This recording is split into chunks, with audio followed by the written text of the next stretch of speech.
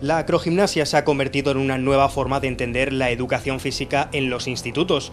Uno de sus creadores nos explica en qué consiste esta modalidad artística y deportiva. Pues la acrogimnasia es, diríamos que es la expresión artística dentro del mundo de las acrobacias, adaptado siempre a la realidad educativa de lo que es un centro de enseñanza de secundaria.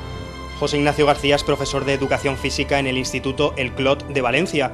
Junto a otros compañeros del departamento han conseguido dejar atrás la imagen que se tenía de la educación física ligada a la gimnasia artística tradicional. Es una experiencia de campo en la cual pues, cada año vamos mejorando, creando situaciones nuevas y bueno, el mundo acrobático al final acaba siendo un trabajo expresivo, artístico, donde el alumnado bueno, pues, crea distintos tipos de situaciones y de roles, ya que es fundamental el trabajo en grupo.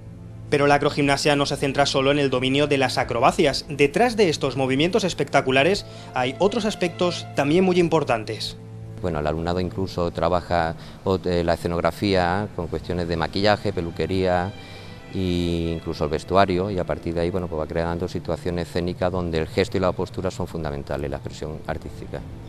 El trabajo en equipo y la cooperación es una de las claves de la acrogimnasia. En la mayoría de los casos, el resultado de ese trabajo en grupo es muy positivo.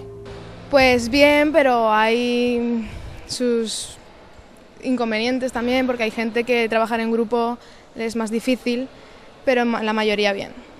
Pues nos hemos ido adaptando cada uno a sus características. Por ejemplo, las personas que pesaban más las poníamos abajo de bancos, soportando peso.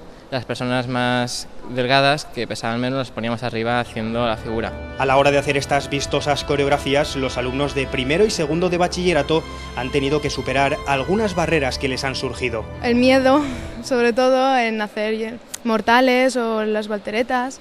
Las alturas, sobre todo, hacer una figura con altura. A la hora de realizar una coreografía, primero empezamos con aspectos técnicos de distintos tipos de elementos que son fundamentales a la hora de trabajar las acrobacias. Es un proceso creativo fundamental y empezamos a trabajar también lo que es el gesto, la postura, el trabajo expresivo. Una vez conseguido esto, lo que hacemos es el trabajo grupal. Con mucho trabajo y perseverancia, José Ignacio García ha conseguido involucrar y motivar a sus alumnos. El resultado salta a la vista. Pues es algo muy especial, algo que si no has hecho nunca esto no puedes comprenderlo bien, pero una gran satisfacción al hacerlo y ver que ha valido la pena, que es muy bonito.